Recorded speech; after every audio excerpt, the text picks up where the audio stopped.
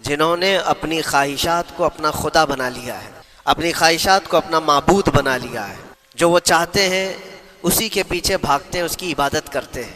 اور اللہ تعالیٰ فرماتا ہے اے نبی کیا آپ ایسوں کی سفارش کریں گے اور ایسوں کے آپ وکیل بنیں گے جو اپنے خواہشات کے پجاری ہیں؟ اور اللہ فرماتا ہے ان میں سے تو اکثر ایسے ہیں کہ انہیں عقل نہیں ہے، وہ جانوروں سے بھی بدتر ہیں، جو اپنے خواہشات کے پیچھے بھاگ رہے ہیں۔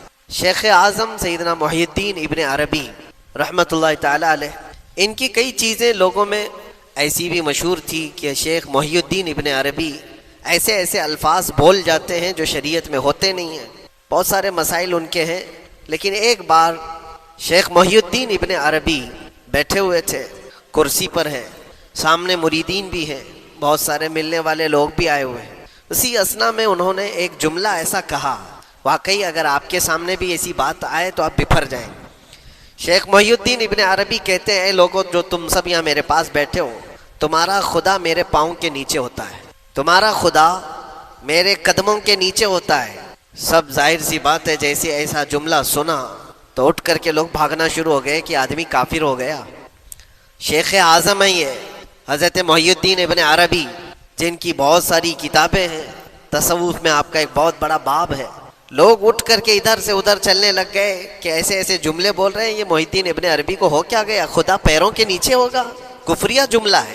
سب تو چلے گئے، دو باقی رہ گئے جو مخصوص مریدین میں سے تھے۔ انہوں نے کہا کہ حضور جو جملے سنے ہم کو بھی کانوں پر یہ وزن لگ رہے ہیں، لیکن کیوں کہا آپ نے ایسا؟ اس کا کچھ معنی ہے؟ آپ جیسے عظیم المرتبت بزرگ سے ایسا جملہ کیسے ممکن ہے؟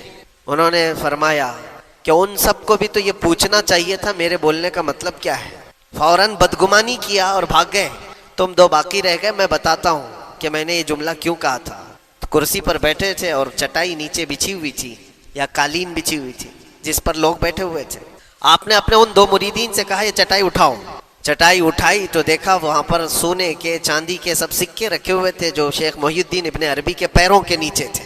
کہا وہ جتنے آئے تھے وہ اسی کی عبادت کرتے تھے، اس لیے میں نے کہا کہ تمہارا خدا میرے پاؤں کے نیچے ہوتا ہے۔ وہ خواہشات کے پجاری ہیں، میں نے اللہ نہیں کہا، اللہ رب العزت وہ قادر مطلق ہے۔ میں نے کہا جس کی تم عبادت کرتے ہو، جس کو تم خدا بنائے رکھے ہو، وہ میرے پیروں کے نیچے ہوتا ہے۔ اور حقیقت ہے میرے عزیزوں، جنہوں نے خواہشات کے پیچھے بھاگنا شروع کیا در حقیقت وہ اپنا خدا بنا چکے ہیں ان کو۔ کیا ایسا نہیں ہوتا ہے کہ جو بندہ ضدی طبیعت کا ہوتا ہے، چاہ لیتا ہے کہ یہ مجھے چاہیے تو چاہیے، یہ مجھے چاہیے تو چاہیے، یہ جو ضد ہے اپنی خواہش کو پوری کرنا، یہاں پر کہا گیا ہے کہ وہ اپنی خواہش کی عبادت کر رہا ہے، اس کے پیچھے بھاگ رہا ہے۔ اسی لیے اللہ کے نبی صلی اللہ تعالیٰ علیہ وسلم کی ایک حدیث میں آپ کو سناؤں۔ حضور اکرم صلی اللہ علیہ وسلم ارشاد فرماتے ہیں لا یؤمن احدکم حتی یکون ہواہ تبعا لما جئت بہ، تم اس وقت تک پورے مومن نہیں ہو سکتے جب تک کہ اپنی خواہشات کو میری مرضی کے مطابق نہیں بنا دو گے۔ حضور کے قدموں میں لا کر اپنی ہر خواہش کو قربان کرنا ہو، یہ نہیں کہ میری چاہت تو ایسی ہے، میں خواہش ایسی رکھتا ہوں لیکن شریعت ایسا کہتی ہے۔ یہ جب ٹکراؤ آیا تو سمجھ لو کہ تمہارے اندر ایمان آیا ہی نہیں ہے، تم مومن نہیں ہو۔ مومن وہ ہے جہاں دنیا کی ساری خواہشات وہ حضور کے قدموں پر قربان کر دیتا ہے، اس کی اپنی کوئی خواہش نہیں ہوتی۔ اسی لیے میں اکثر یہ کہتا ہوں ان نوجوانوں سے جن کو کچھ نصیحت کی جائے تو وہ کہتے ہیں کہ مولانا ہماری لائف ہے، ہمیں انجوائے کرنے دی جائے۔ یہ ابھی تو ہماری لائف ہے، ہماری اپنی لائف کو ہمیں انجوائے کرنے دیا جائے۔ نادان، کس نے کہا کہ تیری اپنی لائف ہے؟ تیری لائف ہے کہاں؟ زندگی یہ نہیں کسی کی کسی کے لیے، زندگی ہے نبی کی نبی کے لیے، اور نہ سمجھ مرتے ہیں زندگی کے لیے۔ ارے جینا مرنا ہے سب کچھ نبی کے لیے۔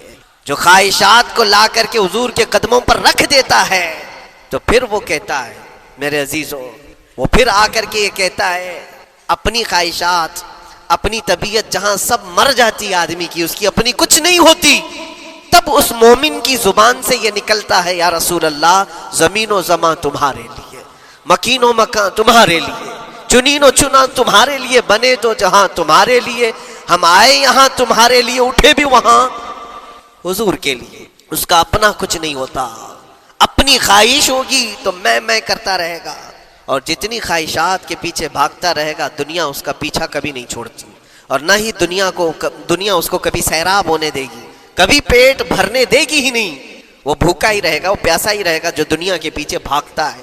ایک مرتبہ سیدنا عبداللہ ابن مسعود رضی اللہ تعالیٰ عنہ غمگین بیٹھے ہوئے تھے، کسی بات کا غم ہوگا، نبی پاک صلی اللہ تعالیٰ علیہ وسلم کا گزر ہو رہا تھا، آپ نے دیکھا، حضرت عبداللہ ابن مسعود سے پوچھا کہ غم کیوں ہے، تو آپ خاموش رہے، تو اللہ کے نبی صلی اللہ علیہ وسلم نے ایک جملہ فرمایا جو آج ہم سب کے لیے سبق ہے میرے عزیزوں، فرماتے ہیں لا تکثر ہمک ما یقدر یکن، اپنے غم کو زیادہ مت بڑھا، جتنا لکھا ہے اتنا مل کے رہے گا، وما ترزق یأتک، جتنا اللہ نے رزق لکھا ہے وہ آ کر رہے گا، وہ تیرے پاس آ جائے گا۔ غم کب بڑھتے ہیں انسانوں کے؟ ہمارے اندر جو ٹینشن جس کو آپ کہہ رہے ہو، فرسٹریشن کہہ رہے ہو، یہ سب چیزیں انسان کی زندگی میں کب آتی ہیں؟ جب یہ اپنی لو اور اپنی خواہشات دنیا سے لگاتا ہے، خالق سے اگر لگاتا ہے تو پھر اس کے غم نہیں بڑھتے، بلکہ غموں کا مداوع ہے۔ اسی لیے بزرگوں نے فرمایا کہ اگر ٹینشن فری جینا چاہتے ہو تو انسانوں سے امیدیں کم کر لو، اللہ کی ذات سے یقین بڑھا لو، اس کی ذات سے یقین بڑھاؤ۔ ہم نے دیکھا ہے اپنی زندگی میں جس سے ہم ملتے رہے، جس سے کچھ خواہشیں رکھتے رہے یا جس کے متعلق کچھ امیدیں وابستہ کر رکھی، یہاں امیدیں ٹوٹ جاتی ہیں، پھر انسان کا غم بڑھتا ہے، انسان مغموم ہو جاتا ہے۔ اللہ کی ذات سے جو وابستہ ہوا اور وہاں جو آس لگایا، وہ ہر دن بشاشت کے ساتھ جیتا ہے، یقین کے ساتھ جیتا ہے۔ اسی لیے میرے عزیزوں، یہاں جس نے بھی اپنے خواہشات کو دنیا کے ساتھ لگایا ہے اسے کم کرنا ہے۔ لا تکثر ہمک ما یقدر یکن، اللہ کے نبی فرماتے ہیں اپنے غموں کو زیادہ مت کر، جتنا لکھا ہے اتنا تجھے مل کر رہے گا۔ اس دار فانی میں، اس عمل کی دنیا میں ہم نے اپنے بہت ساری چیزیں پھیلا رکھی ہیں۔ ایک چیز میں آپ کو بتاؤں کہ کبھی کبھار میں دیکھتا ہوں موبائل کو، اب سب کے ہاتھوں میں موبائل ہے، اور کبھی کبھار یہ اسٹک بھی ہوتا ہے، اچھی اچھی کمپنیوں کے موبائل بھی اسٹک ہو جاتے ہیں، یا تو کبھی بہت زیادہ بیٹری گرم ہو جاتی ہے اور موبائل بھی گرم ہونے لگتا ہے۔ پھر اس کا حل کیا ہے؟ ایکسپرٹ سے پوچھتے ہیں موبائل کبھی ہینگ ہو رہا ہے یا کبھی بہت بیٹری گرم ہو رہی ہے، اس کے ریزن کیا ہے؟ تو وہ ایکسپرٹ یہی بتاتے ہیں کہ اس کے اوپر اوور لوڈ ہو سکتا ہے، بہت زیادہ اس میں ڈاٹا جمع ہو چکا ہے اور پھر بیک گراؤنڈ میں ایکٹیو ہے بہت زیادہ، جس کی وجہ سے بیٹری ہارمفل ہے، بہت زیادہ گرم ہو جاتی ہے، یا تو پھر ایک ساتھ کئی چیزیں اس کے اندر ڈال دی جاتی ہیں تو اس کا پروسیس کم ہو جاتا ہے، اسٹک ہو جاتی ہے۔ یہ تو موبائل ہے جو تمہیں سکھا رہا ہے۔ یہی چیز ہے دنیا کے ہمارے اس لائف میں، ہماری زندگی میں بہت زیادہ چیزیں اگر دماغ میں آ جاتی ہیں تو پھر دماغ گرم بھی ہو جاتا ہے اور اسٹک بھی ہوتا ہے، ہر چیز سوچنے سے بھی عاری ہو جاتا ہے، صحیح طریقے کے فیصلے نہیں لے پاتا۔ اچھا نقصان کیا ہے اس کا؟ سیم ہم نے موبائل ایکسپرٹ سے بھی پوچھا، جب موبائل بہت زیادہ گرم ہونے لگے یا اسٹک ہونے لگے تو اس کو کیا کرنا چاہیے؟ تو ایکسپرٹس بتاتے ہیں کہ اس کے ریڈیشن بہت زیادہ ہوتے ہیں اس وقت، اور یہ نقصان پہنچا سکتا ہے، جو استعمال کر رہا ہے اس کے دماغ پر بھی اثر کرے گا، آس پاس کے لوگوں پر بھی اثر کرے گا۔ ایک موبائل کے اوپر اگر زیادہ لوڈ آ جائے تو اس کے ریڈیشن آس پاس سب کو خراب کرتے ہیں۔ یہی حال انسان کی زندگی کا ہے، تمہارے دماغ کے اوپر اگر غم زیادہ بیٹھ گئے اور بہت زیادہ دماغ حاوی ہو گیا تو خود کا تو نقصان کرو گی ہی، آس پاس جتنے ہیں سب کا نقصان کرو۔ تمہاری وجہ سے تمہارے ماں باپ بھی پریشان، تمہاری اولاد، تمہارے بیوی بچے سب اس پہ حال، ان سب چیزوں میں ملوث ہو جاتے ہیں۔ اب اس کا علاج کیا ہے؟ کہا گیا موبائل کو آف کر دو، ڈیٹا کم کر دو، اس کے اندر سے کچھ چیزیں ڈیلیٹ کر دو، پھر یہ اپنے نارمل حالت میں آ جائے گا۔ سیم آپ کے لیے بھی ہے، دماغ میں دنیا کے بہت سارے فطور بھرے ہو تو تھوڑی چیزیں ڈیلیٹ کر دو، تھوڑے دنوں کے لیے اپنی اس ایکٹیو لائف کو روک دو اور آ جاؤ اللہ کی بارگاہ میں اور آنکھ بند کر کے اس کی طرف لو لگاؤ، اس لیے کہ ہماری بیٹری جو چارج ہوگی وہ خالق کائنات سے ہی ہوگی، بنانے والا ہی بہتر جانتا ہے اس کی زندگی کس چیز سے چلتی ہے۔ اور اسی لیے کہا ہے، امام غزالی رحمۃ اللہ تعالیٰ علیہ فرماتے ہیں جو بندہ اللہ کے ذکر سے کئی دن تک غافل ہوتا ہے تو مردہ لاش ہے جو چل رہا ہے، بازاروں میں جو چل پھر رہا ہے، ذکر الہی نہیں کرتا تو اس کی روح ختم ہونے کے قریب آئی ہے، یہ زندہ لاش ہے۔ یہاں زمانے ہو گئے، مہینوں بیت گئے، برسوں ہو جاتے ہیں، کتنے دن ایسے ہیں آپ نے اللہ کے ذکر کے لیے الگ سے وقت نکالا ہو؟ کہاں ہے وقت؟ نماز بھی ایسے پڑھ کر کے بھاگ جاتے ہیں جیسے لگتا ہے کہ کوئی چیز ہمارے اوپر سوار تھی، جلدی سے ہٹا دی اور بھاگ گیا۔ نہیں میرے عزیزوں، ہماری روح جب بیمار ہوتی ہے، ہماری روح کو جب بھوک لگتی ہے تو اللہ کے ذکر سے اس کا علاج بھی ہوتا ہے اور اس کو رزق بھی ملتا ہے، لیکن ہم رزق دیتے ہی نہیں۔ کبھی آپ نے دیکھا ہماری باڈی کو، صبح ناشتہ نہ کرو، دوپہر میں کھانا نہ کھاؤ تو شام تک ہمارا جسم ہچکولے لینے لگتا ہے، چکر آنے لگ جاتے ہیں۔ کیوں؟ جسم 2 وقت کے کھانے کو چھوڑنا برداشت نہیں کر پاتا، کمزوری آ جاتی ہے، جسم کو بھوک لگتی ہے، ہمیں کھانا دینا اسے ضروری ہے۔ اسی طرح اللہ نے ہماری جو روح بنایا ہے، روح کو بھی رزق کی ضرورت ہے، اور روح کا رزق کیا ہے؟ روح کا کھانا پینا کیا ہے؟ کاجو بادام میوے پستے کھا کر کے روح کو طاقتور نہیں بنا سکتے۔ فرمایا گیا روح کی غذا اللہ کا ذکر ہے، جب بندہ اللہ کا ذکر کرتا ہے تو اس کی روح کو طاقت ملتی ہے اور روح کمزور نہیں رہتی، طاقتور بن جاتی ہے۔ عزیزان گرامی وقار، پھر میں خلاصتاً یہ بات کہوں گا کہ ہم نے دنیا میں اتنی ساری چیزیں پھیلا لی ہیں، اتنے سارے، جس کی وجہ سے غموں کا بوجھ ہمارے دماغ پر طاری ہے، اور ایک وقت وہ آئے گا جب ساری چیزیں چھوڑ کر کے فوراً بھاگنا پڑے گا، نکلنا پڑے گا۔ کچھ لوگوں کے متعلق کہا گیا ہے کہ روح نکلنے کے وقت اس کو بہت تکلیف ہوتی ہے، سب کے لیے نہیں، کچھ ایسے لوگ ہیں جن کے روح نکلنے کے وقت درد زیادہ ہوتا ہے، تکلیف زیادہ ہوتی ہے مرنے کے وقت۔ پوچھا گیا کیوں؟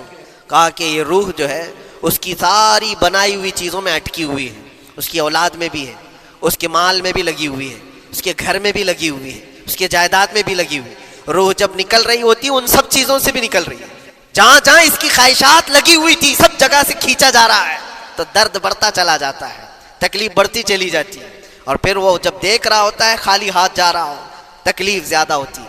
اسی لیے میرے عزیز اللہ کے نبی صلی اللہ تعالیٰ علیہ وسلم کا جب آخری وقت آیا، آپ کے وصال کا وقت آیا، حضور نے اپنی بیویوں کو بلایا، ازواج مطہرات کو بلایا اور پوچھا کہ کس کے پاس کتنا سونا ہے، کتنا زیور ہے۔ ازواج مطہرات نے کہا میرے پاس اتنا ہے، ان کے پاس اتنا ہے، سب نے اپنے چاندی سونے کے زیورات لا کر پیش کر دیا۔ حضور پاک صلی اللہ علیہ وسلم نے فرمایا اے میری بیویوں، اے میری ازواج، اگر تم چاہو تو یہ سب اللہ کی راہ میں خیرات کر دو، اللہ کی راہ میں اس کو وقف کر دو، خیرات کر دو۔ بیویوں نے پوچھا یا رسول اللہ صلی اللہ علیہ وسلم، کیا آج سے سونا چاندی پہننا حرام ہو گیا ہے؟ کیا ہمارے لیے ناجائز ہو گیا ہے؟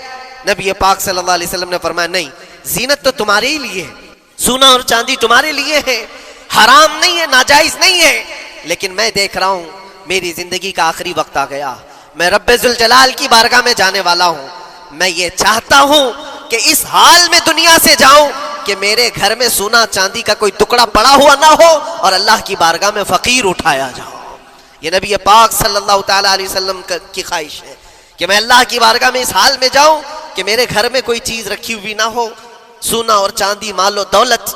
کیونکہ میرے عزیزوں، اسی سے اندازہ کرو انسان اپنی خواہشات میں اتنا گھر جاتا ہے کہ اس سے نکلنا اس کے لیے مشکل ہوتا ہے، اور روح نکلنے کے وقت یہی تو تکلیف ہوتی ہے کہ کہاں کہاں کیا کیا بنایا تھا، کتنا جمع کیا تھا، حساب کرتے کرتے اس کی روح نکل جاتی ہے۔ ہم نے دیکھا ہے، میں اپنا ایک تجربہ بتاتا ہوں، عمرہ سے ہم واپس آ رہے تھے، 40 لوگوں کا قافلہ تھا، ایئرپورٹ پر پہنچے، بہت تاخیر ہو چکی تھی اور فلائٹ کا وقت بہت کم رہ گیا تھا، اور حاجی لوگ ماشاءاللہ جاتے ہیں تو خوب بھر بھر کر کے سامان بھی لیتے ہیں، کیا کیا سامان تھے سب کے پاس، اور ہمارا بار بار جانا آنا ہوتا ہے، میں کبھی کوئی زیادہ چیزیں رکھتا نہیں۔ ہم تو آگے نکلے، گروپ پورا تھا اور سارے لوگ سامان لے کر کھڑے تھے، وقت گزرتا گیا، فلائٹ جہاں چیک ان ہو رہا تھا سامان، انہوں نے کہا کہ 25 کلو سے زیادہ کا الاؤڈ نہیں ہے، اور یہاں 40 کلو لے کر بیٹھے ہوئے تھے، میرا تو تھوڑا سا لے لے، تیرا تو تھوڑا سا لے لے، ایک دوسرے کو پیش کر رہے ہیں۔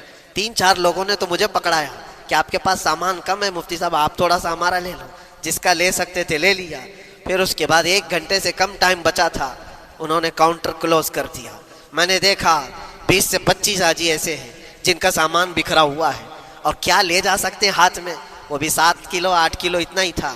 ان کی خواہشات میں دیکھ رہا تھا، کوئی مسلح اٹھاتا ہے، کوئی کھجور اٹھاتا ہے، کوئی کہتا ہے نہیں میرے بچوں کے لیے کھلونے لیا تھا اس کو لے لیتا ہوں، وہ لے لو تو مسلح چھوڑنا پڑتا ہے، یہ لے لو تو کھجور چھوڑنا پڑ جاتا ہے۔ کسی نہ کسی طرح سے وہ لوگ آخری وقت 2-4 چیزیں لے کر کے نکل رہے تھے، اور بکھرا ہوا پورا سامان ایئرپورٹ پر ایسے ہی موجود تھا، 1-2 کلو نہیں، کتنے کلو کا سامان چھوڑ کر کے یوں ہی آنا پڑا۔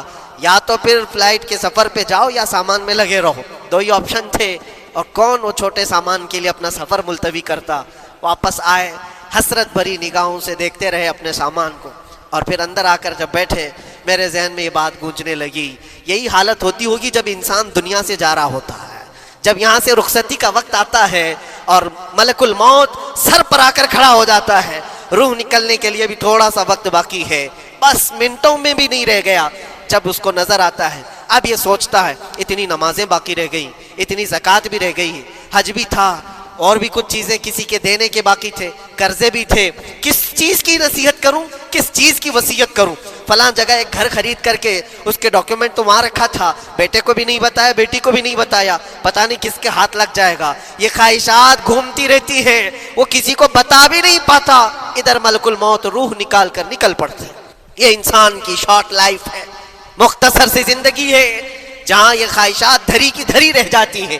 اسی لیے شیخ سعدی نے بہت اچھی بات فرمائی، ایک بادشاہ نے اعلان کیا تھا اپنے وزیروں میں سے ایک کو، اس سے بہت خوش ہوا اور کہا جا آج تجھے میں اتنی جائیداد دوں گا، اتنی زمین، اتنی پراپرٹی دوں گا، جتنا تو اپنے ہاتھ میں ایک لکڑی لے کر گھیر دے گا، جتنی زمین تو گھیرے گا اتنی تیرے نام لکھ دوں گا، لیکن اس کے لیے ایک شرط ہے، صبح یہ لکڑی لے کر تو راؤنڈ مارنا اور اتنا گول سرکل بنانا سورج ڈوبنے سے پہلے تک، جتنی زمین گھیر لے گا وہ پوری تیرے نام پر۔ اس نے سوچا کہ اتنی بڑی زمین میں گھیر سکتا ہوں ایک پورے دن۔ میاں ممبئی والے اچھی طرح جانتے ہیں 4x4 کی جگہ مل جائے تو یہاں کتنی بڑی غنیمت ہوتی، اور اس بندے کو بادشاہ نے کہا لکڑی ہاتھ میں لے لے اور لکیر کھینچ، شام ہونے سے پہلے جتنا کرے گا پورا تیرے نام پر۔ وہ نکلا اور جب لکیر کھینچتے جب چلنے لگا، پیچھے مڑ کے دیکھتا تھا بہت لمبی ہو گئی ہے، اتنی زمین میرے نام پر ہونے والی ہے، دوپہر ہو گئی، وہ واپس آنا نہیں چاہ رہا ہے، واپس آ کر کے سرکل پہ ختم تو کرنا ہے جہاں سے شروع کیا تھا، سوچتا اور تھوڑا کرتے وہ اثر ہو گئی اس کی، اب اس کو لگا کہ واپس پلٹنا چاہیے، کئی کلومیٹر ہو گئے تھے، اتنے کلومیٹر کی زمین اب وہ اپنے نام پر کروانے والا تھا، لیکن جب واپس پلٹنے کا وقت آیا سانس پھولنے لگ گئی، کیونکہ صبح سے چل رہا ہے، کھایا بھی نہیں ہے، پیا بھی نہیں ہے، جس چیز کو جمع کرنے کے لیے دوڑتا رہا، اب سورج پیلا پڑ گیا، ڈوبنا کے وقت قریب آنے لگا تو اب بھاگنا شروع کیا۔ بادشاہ اور اس کے وزیر انتظار کر رہے تھے کہ یہ لوٹے گا بھی، اب دیکھا بڑی دور سے یہ دوڑتا آ رہا ہے اپنی لکڑی کو لکیر زمین پر کھینچتے ہوئے کہ جلد سے جلد اپنے اس پوائنٹ پر پہنچ جاؤں جہاں سے شروع کیا تھا۔ سانس پھولنے لگ گئی، دوڑتے ہانپنے لگ گیا، سورج ڈوبنے کے قریب آ گیا، آخری کرنیں باقی تھی اور اس کا پوائنٹ بھی قریب آ گیا تھا، دوڑتے کسی طرح سورج غروب ہونے سے پہلے پہنچ گیا وہاں پر، لیکن کثرت سے بھاگنے کی وجہ سے ٹھوکر کھا کر کے گر گیا اور اپنے اس پوائنٹ پر لکڑی لا کر کے جمع کر دیا، بہت بڑا سرکل، بہت بڑی لکیر کھینچا تھا، لیکن ایسا گرا کہ دوبارہ اٹھ نہیں سکا، جب سپاہی اٹھانے کو آئے تو اس کی موت ہو چکی تھی، اس کی روح نکل چکی تھی، اتنا دوڑا تھا اس کی روح نکل گئی۔ بادشاہ نے کہا اس نے صبح سے لے کر شام تک اپنے نام جائیداد کرنے کے لیے اتنی دوڑ لگائی، بہت لمبی لکیر کھینچا، اتنی بڑی پراپرٹی اس کے نام پر ہوتی، لیکن عقل مند دانشور تھا بادشاہ، اس نے کہا جہاں یہ گرا ہے وہیں اس کو دفن کرو، اور اس کے بعد اس کی قبر پر لکھا گیا تھا کہ اس کو ضرورت اتنے 2 گز زمین کی تھی، دوڑتا کتنا لمبا رہا، صبح سے شام تک اتنی لمبی لکیر کھینچ لیا، لیکن سونے کے لیے اس کو جو جگہ چاہیے تھی وہ بس اتنی ہی سی تھی، وہ 6 فٹ کی جگہ۔ عزیزان گرامی، یہ ایک زندگی کے کسی کا حادثہ ہو سکتا ہے، لیکن میں نے دیکھا ہے کہ تقریباً سب کی لائف میں یہی ہے، ہم اپنی خواہشات کے پیچھے اتنی تیز دوڑتے رہتے ہیں، لیکن جس چیز کی ہمیں ضرورت ہے اس کی طرف ایک بار بھی نظر نہیں کرتے۔ کون سی چیز ہے جس کی ہمیں ضرورت ہے؟ وہ ہمیشہ کی زندگی آخرت کے لیے جو چیز چاہیے وہ اللہ کا ذکر ہے، وہ رب ذوالجلال کی ذات پر یقین اور توکل ہے۔ آج اللہ نے صحت و سلامتی کے ساتھ زندگی دی ہے تو وقت نکالو اور بارگاہ رب العزت میں آ جاؤ۔ میرے عزیزوں، آخری بات عرض کرتا ہوں، خواہشات جہاں ختم ہونی چاہیے وہ کیسی ہے، وہ کیسے ہے؟ اللہ کے نبی صلی اللہ تعالیٰ علیہ وسلم مجلس میں بیٹھے، ایک صحابی کا مسئلہ ایسا تھا کہ وہ صبح جلدی دوڑ کر کے چلے جاتے تھے، صحابہ نے ان کی شکایت کی کہ یہ فجر میں اتنی جلدی چلے جاتے ہیں کہ کسی سے ملتے ہی نہیں۔ حضور نے پوچھا کہ وجہ کیا ہے؟ ان سے پوچھا گیا تو انہوں نے کہا یا رسول اللہ صلی اللہ علیہ وسلم میرا گھر ایک یہودی کے گھر سے لگا ہوا ہے، اور یہودی کے گھر پہ ایک کھجور کا درخت ہے جس کی شاخیں میری آنگن میں بھی آتی ہیں، اور پکی کھجوریں صبح صبح میرے آنگن میں گر جاتی ہیں۔ میں اس لیے جلدی دوڑ کر کے جاتا ہوں، میرے بچے اٹھنے سے پہلے وہ کھجوریں جمع کر کے میں اس یہودی کو دے دوں کہ کہیں انجانے میں میرا کوئی بچہ وہ کھجور کھا نہ لے۔ ہمارے لیے وہ حلال نہیں ہے، یہ صحابی رسول کا عمل تھا۔ اللہ کے نبی صلی اللہ علیہ وسلم نے فرمایا اپنے بچوں کو حلال کھلانے کے لیے اتنی فکر۔ عزیزان گرامی وقار، اب سنیے، یہ تو حالات ایسے ہو گئے، یہاں بڑے بڑے درخت ہی نگل گئے، کھجور تو چھوڑے، ڈکار بھی نہیں، حرام چیزوں کے اوپر تو کئی لوگوں کی زندگی آباد۔ خیر، حضور پاک صلی اللہ علیہ وسلم نے ان کا مسئلہ دیکھ کر کے، ان کی تکلیف کو دیکھ کر کے اپنے صحابہ میں اعلان کیا، کوئی ہے جو اس یہودی کا درخت خرید کر کے میرے اس صحابی کو دے دے، میں اسے جنت میں پورا باغیچہ عطا کروں، جنت میں پورا باغ اسے عطا کروں۔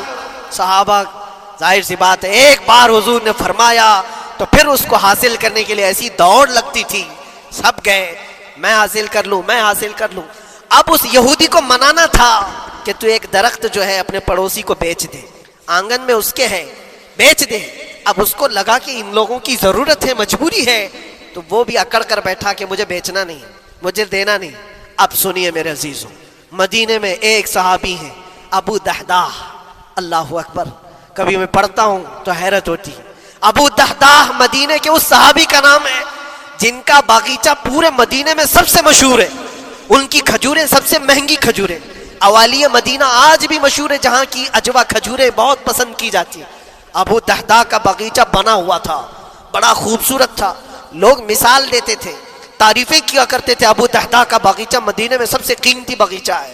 ابو دحداح حضور کی بارگاہ میں آتے ہیں، کہتے ہیں یا رسول اللہ صلی اللہ علیہ وسلم، اگر میں اس ایک درخت کو خرید کر کے وقف کر دوں تو کیا میرے آقا مجھے بھی ملے گا جنت میں؟ اللہ کے نبی نے فرمایا جو میں نے وعدہ کیا ہے وہ تجھے بھی عطا کیا جائے گا۔ ابو دحداح کہتے ہیں اس یہودی کے پاس سیدھے آتے، کہا کہ تو ایک درخت بیچ دے گا، بدلے میں تجھے بہت اچھی قیمت دیتا ہوں۔ اس نے کہا کیا دو گے؟ کہا مدینے میں ابو دحداح کا باغیچہ تمہیں پتا ہے؟ اس نے کہا ہاں جانتا ہوں، نام بہت سنا ہوا ہے۔ کہا وہ پورا باغیچہ اس ایک درخت کے بدلے دے دیا جائے گا، ایک درخت کے بدلے دے دیا جائے گا۔ اس یہودی نے کہا کیا مذاق کر رہے ہو؟ یہ کیا مذاق ہے؟ میرے آنگن میں اگے ہوئے ایک درخت کی وجہ سے ابو دحداح کا اتنا قیمتی باغیچہ دے دیا جائے گا، یہ کیسے پاسبل ہے؟ اس صحابی نے کہا اللہ کے نبی کی بات ہے، ہم مذاق نہیں کرتے، ہمارے لیے وہ ایک باغیچہ کیا، ایسے 70 باغیچے ہوں نبی پاک کی بات پر ہم سب عطا کرتے، سب ہم وقف کر دیں۔ اس یہودی نے کہا کہ ان کی تو مت ماری گئی ہے مسلمانوں کی، یہ دیکھو اپنے نبی کی بات پر اتنا قیمتی باغیچہ مجھے دینے کو تیار ہے۔ اور پھر اس نے سوچا سودا بھی تو اچھا ہی ہے، باغیچہ تو ملے گا ہی، لیکن جو میں درخت بیچ رہا ہوں یہ جائے گا کہاں؟ یہ بھی تو میرے آنگن میں ہی رہنے والا ہے۔ درخت اگر کوئی خرید لیا تو ایسا تو نہیں ہے کہ یہ درخت وہاں جائے گا، یہ تو میرے آنگن میں ہی ہے، سودا کر لیا۔ کہا بات اگر سچی ہے تو میں یہ درخت اپنے پڑوسی کو جو تمہارا دوست ہے مسلمان اس کو دے رہا ہوں، بدلے میں مجھے ایک باغیچہ دے دو۔ ابو دحداح نے اسی وقت لکھ کر کے دے دی، یہ باغیچہ تیرے نام کا ہے۔ سوچو میرے عزیزوں، جس کو سینچا ہو محنتوں سے، جس باغیچے کو سجایا ہو، وہ راستے میں کھڑے ہو کر کے اس کا سودا کر رہے ہیں، کس بات پر؟ حضور پاک کی بات تھی، رسول اللہ کا فرمان تھا۔ آئے، ان کی بیوی ان کے بچے، باغیچے میں ہی گھر بنا ہوا تھا، نہایت ٹھنڈا گھر ہوا کرتا تھا، وہ لوگ سکون کے لیے وہاں بیٹھتے تھے۔ ابو دحداح اپنے باغیچے کے دروازے پر آئے، پھاٹک پر، اندر نہیں آتے، باہر کھڑے ہو کر کے اپنی بیوی کو پکارتے، ام دحداح پوچھتی ہے، وہ آواز آتی ہے کیا ہوا اندر کیوں نہیں آتے؟ باہر کھڑے ہو کر ابو دحداح کہتے ہیں بیگم باہر آ جا، یہ باغیچہ بک چکا ہے، اب ہمارا نہیں ہے، سامان لے، بچے لے اور باہر آ جا۔ بیوی نے کہا یہ کیسے اچانک؟ نہ کچھ کہا نہ کچھ بتایا، لیکن وہ عورتیں دنیا دار عورتیں نہیں تھیں، وہیں سے اندر سے کہتی ہے ابو دحداح میرا تم پر یقین ہے اگر سودا کیا ہوگا تو بہت بھاری سودا کیا ہوگا، ورنہ ابو دحداح کا باغیچہ مدینے میں بیچے جانے کے قابل نہیں ہے، کون ہے جو اس کی قیمت لگائے گا؟ میرا گمان یہ ہے کہ میرا شوہر اگر سودا کیا ہوگا تو بہت اونچا سودا کیا ہوگا۔ ابو دحداح نے کہا میری رفیق حیات باہر تو آ جا، میں تجھے بتاؤں کون سا سودا کیا ہے، باہر آ جا۔ بچوں کو لیتی اپنا سامان سمیٹتی ہے اور اسی وقت باغیچہ چھوڑ کر کے باہر نکل آئی. ابو دہدا سے پوچھتی ہے یہ اچانک سودا کرنے کی کیا ضرورت پیش آئی؟ یہ اس طرح سے اچانک تم نے سودا کر لیا اور مجھے باہر بلایا؟ کیا سودا کیا؟ کتنے پہ بیچا؟ ابو دہدا نے کہا میرے ہاتھ میں پیسہ تو 1 روپیہ نہیں، 1 درہم نہیں ہے. کہا پھر کتنے میں بیچا؟ کہا اندازہ بھی نہیں کر سکتی. اللہ کے نبی نے فرمایا میرے اس صحابی کے لیے جو 1 درخت خرید کر کے دے دے اسے میں جنت کا باغیچہ عطا کروں گا. میں نے اپنے دوست مسلم بھائی کے لیے اس کا درخت خرید کر کے وقف کیا ہے اور بدلے میں اس یہودی کو یہ باغیچہ دے دیا ہے. بیوی وہ نہیں تھی جو یہ کہتی کہ مت ماری گئی ہے تیری، گھر بیچ کے آ گیا، فلاں کر کے آ گیا. وہ دنیا دار عورت نہیں تھی. ہاتھ اٹھاتی ہے اور سر پر رکھتی ہے اور کہتی ہے ابو دہدا مجھے تمہارے بارے میں یہی یقین تھا، قسم رب ذوالجلال کی اگر وہ یہودی اس باغیچے پر نہیں مانتا تو ہمارے پاس اور جو کچھ تھا سب دے کر کے ہم نبی پاک کی بات پر عمل کر لیتے. حضور کی بات تھی، وہ یقین تھا، دنیا دے دیا، خواہشات قربان کر دیا قدم مصطفیٰ پر.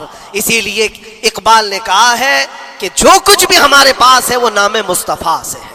آبرو ماز نام مصطفیٰ، ہم سب کی عزت و آبرو مصطفیٰ کے نام سے ہے. وہاں اپنی خواہشات قربان کر دو، ختم کر دو.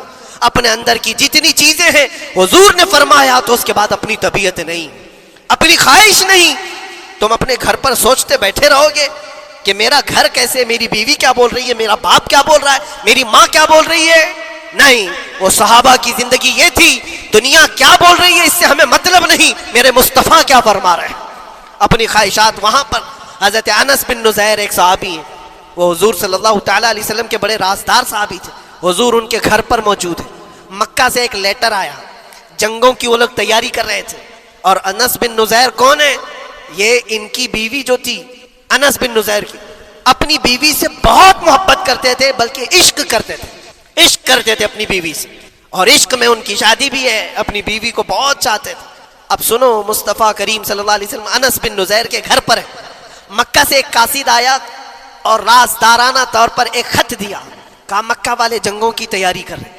حضور نے خط کو پڑھوایا اور انس بن نزیر سے کہا انس یہ بات تیرے اور میرے بیچ میں راز ہے، کسی سے نہیں کہنا، جب تک میں نہ کہوں اس خط کا ذکر کسی سے نہ کرنا. انس بن نزیر نے کہا اے اللہ کے نبی آپ کا حکم، اس کے بعد میری زبان نہیں کھلے گی. خط کو بند کر دیا، رکھ لیا. حضور جب تشریف لے گئے گھر سے، ان کی بیوی، ان کی محبوبہ، ان کی رفیق حیات جس کو بہت زیادہ چاہتے تھے آئی. کہا انس رسول اللہ گھر پر آئے تھے، کچھ راز کی بات چل رہی تھی، کیا بات چل رہی تھی؟ انس بن نزیر نے کہا دیکھ میری بیگم، محبت اپنی جگہ پر، وہ میرے مصطفیٰ کا راز وہ میں نہیں شیئر کر سکتا، وہ نہیں بتا سکتا. بیوی ہنس کر کہتی تم نہیں بتاؤ تو کوئی بات نہیں، میں نے تو دیوار کے پیچھے سے سن لیا ہے، مکہ والے جنگوں کی تیاری کر رہے ہیں، خط آ گیا ہے. انس بن نزیر نے اپنی بیوی سے اتنی بات سنی، سیدھے جا کر کے گلا پکڑ لیا، گردن کو دبوچ دیا اور کہا اس وقت تک میں تیری گردن نہیں چھوڑوں گا جب تک میرے مصطفیٰ کا فرمان نہ آ جائے. گردن پکڑ لیا اس عورت کی جس کو سب سے زیادہ یہ چاہتے تھے. لے آئے حضور کے پاس. کہا یا رسول اللہ معاف کر دیں، آپ کا راز تھا، میں نے تو نہیں بتایا، مگر میری بیوی نے دیوار کے پیچھے سے سن لیا اور اس لیے میں اس کی گردن پکڑ کر کے لایا ہوں کہ کہیں میں مجرم نہ بن جاؤں، نبی پاک کا راز افشا کرنے والا میں مجرم نہ بن جاؤں. آقا اگر آپ حکم فرمائیں تو میں اس کو ختم کر دوں یا اس کو طلاق دے کر کے آزاد کر دوں، آپ کے فرمان پر میں کامل عمل کر سکوں. اللہ کے نبی نے فرمایا انس چھوڑ دے گردن، جس طرح تو ہمارے راز کی حفاظت کرتا ہے یہ میری صحابیہ ہے، یہ بھی میرے راز کی حفاظت کرے گی. اس کے بعد ہاتھ چھوڑ دیا اور اپنی بیوی سے کہا کہ دیکھ میری محبت، میرا عشق اپنی جگہ پر، بات جب مصطفیٰ کی آئے گی پوری کائنات کو میں چھوڑ دوں گا، میرے مصطفیٰ کی بات کو عمل کروں گا.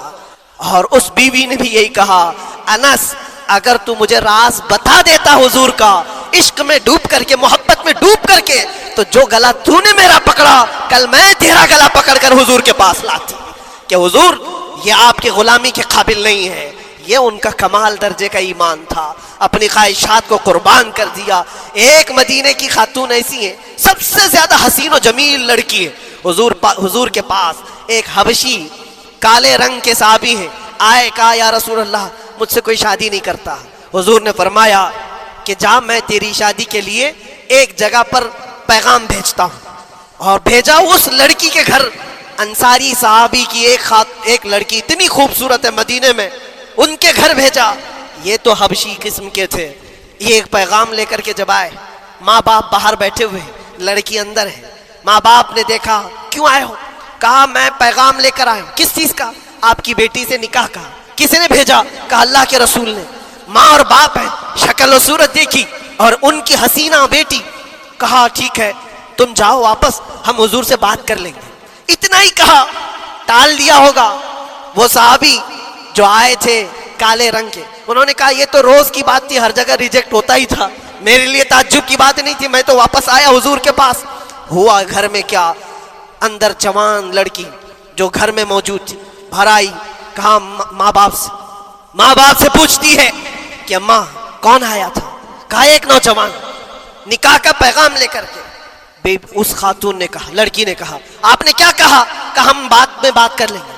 کہا آپ کو اندازہ نہیں آپ نے کتنی بڑی خطا کی ہے, اللہ کے نبی کا فرمان آیا تھا اور آپ نے ٹال دیا. میں تیار ہوں اس کے ساتھ نکاح کرنے کے لیے, نبی پاک کا حکم ہے. ماں باپ نے کہا بیٹا تو نے دیکھا ہے, بیٹا تو نے دیکھا جو پیغام لے کر کے آیا تھا وہ تیری میچنگ کا ہے یا نہیں, تو نے دیکھا؟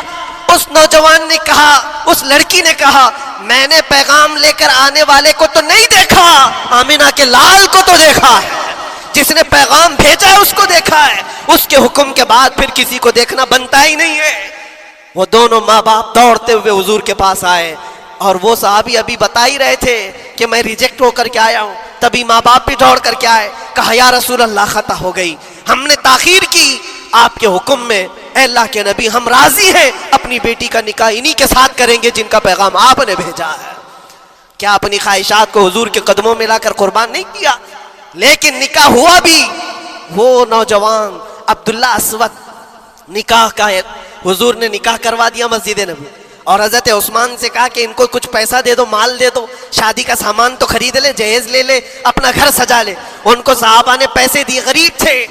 میں بازار میں جا کر اپنی شادی کا سامان خرید رہے تھے, شام کے وقت اعلان ہو گیا مشرکین مکہ نے مدینے پر حملہ کیا ہے, اللہ کے نبی جہاد میں نکل رہے ہیں. یہ عبداللہ اسود جن کا نکاح مسجد میں ہوا اور رات کو سہاگ رات آج تھی, آج اپنے گھر دلہن لانے والے تھے, جو گھر سجانے کے لیے سامان خریدنا تھا جا کر کے گھوڑا خرید رہے, تلوار خرید رہے, اور اس کے بعد جنگ میں استعمال ہونے والا سامان خرید رہے.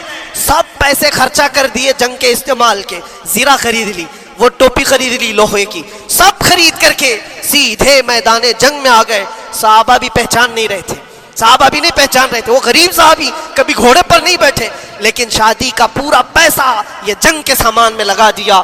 اور جب جنگ شروع ہوئی احد کی, میدان جنگ میں جب صحابہ لڑ رہے تھے, حضور پاک پوچھتے اپنے صحابہ سے, یہ ایک جوان ہے جو پورا چہرہ ڈھکا ہوا ہے, گھوڑے پر بیٹھا ہے, جوان مردی کے ساتھ لڑ رہا ہے, اے میرے صحابہ جانتے ہو کون ہے یہ؟ صحابہ غور سے دیکھتے اور کہتے یا رسول اللہ یہ مدینے کا نہیں لگتا, ہمارے آپس کا نہیں ہے, کہیں باہر سے آیا ہے.